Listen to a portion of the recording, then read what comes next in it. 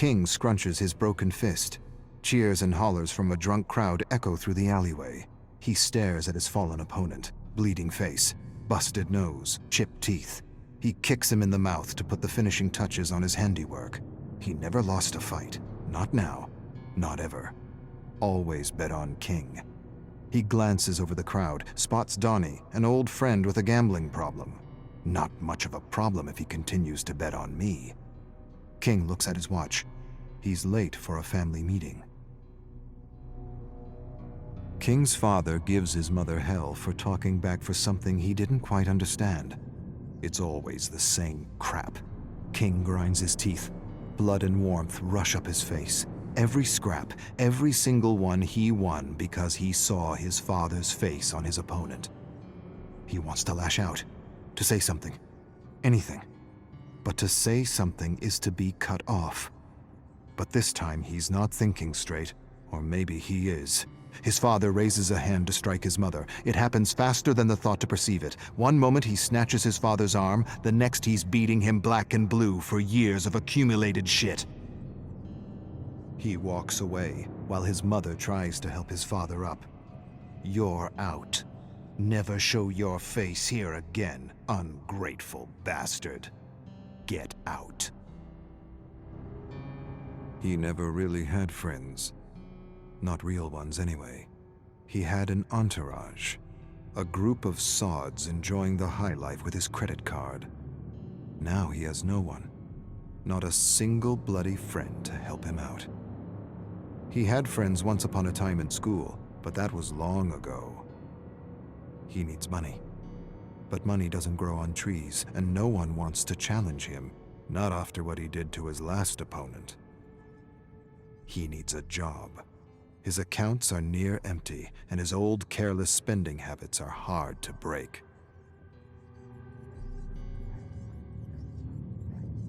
He meets with Tommy. Tommy has no room for him in his apartment. Wishes he did, but he doesn't. Mick wants to help, but his old lady won't let him. Same with Bill. And Harry. His ex has moved on, and she doesn't want to see his face. Something about being a shithead. He can't live in a hotel room forever. It drains the account. He remembers a face he recently spotted in a crowd at his last scrap. They were friends since they were toddlers. He was a genuine friend, even if they went separate ways. King looks him up. Castle Drive. He hails a taxi. King hasn't felt real in a long time.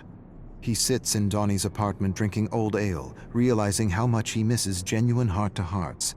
Donnie was his friend before he realized he came from money. The rich aren't really rich. He's not sure why he thinks this or what it means. It's just a random thought. The ale talking, as it were. Donnie says he can stay until he figures things out. He's not sure when that will be. It doesn't matter. A sudden rap at the door startles him. Donnie stands, opens the door to reveal a few men in black leather jackets. Muscle. King doesn't hear much. What he does hear, he doesn't like. Donnie owes money and can expect a bundle of lead in the face if he doesn't pay. He laughs when he returns to the kitchen table. It's your fault, King. I don't know who to bet on anymore. King lost his last 3 jobs and is going back to what he does best. A challenger steps into the circle in the dimly lit alley, double his size, massive. King doesn't care. A head's a head. He'll go down like the others. Crowd calls him the Ghetto Masher. The Ghetto Masher glares at him. The ref spits out rules he's heard 1,000 times. King stares at him and sees not his father, but his opponent. A bell sounds. With a bestial snarl, the Ghetto Masher lunges. King evades a wild blow that would have ripped his head off.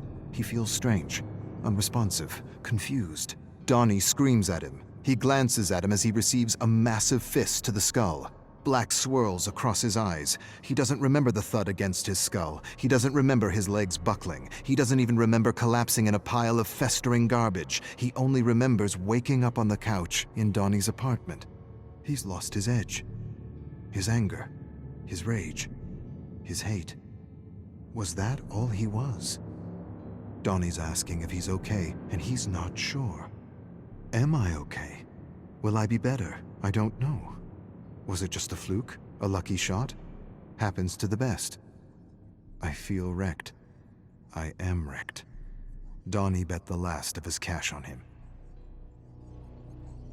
King's getting the hang of working behind a bar. Donnie sips a beer and tells him he needs to find another reason to fight. King tells Donnie he needs to get home before the beer he's drinking turns to piss, before he gets in trouble. Too late. King spots two men.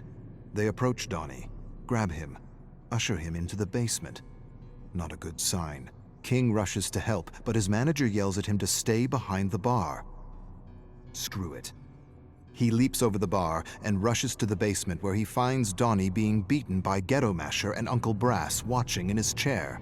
King doesn't hesitate. He tackles him. They exchange deadly blows. Ghetto Masher can hardly keep up. Uncle Brass sends others after King. Doesn't matter. King's a whirlwind of destruction. He cracks Ghetto's knees and thrusts his thumbs into his eye sockets. An eyeball pops out, still attached to a series of nerves. Cries of terror. Ghetto Masher cups his eyeball, screaming for medical help, staggers and slams against the wall as more ruffians attack. Stop! Uncle Brass stands and approaches. It's well within my power to rip your fucking head off for what you did to my boys. King staggers to his feet. Not a bloody joke, am I? His debt is paid if you work for me. He straightens up and brushes his jacket, smiles. Always bet on King.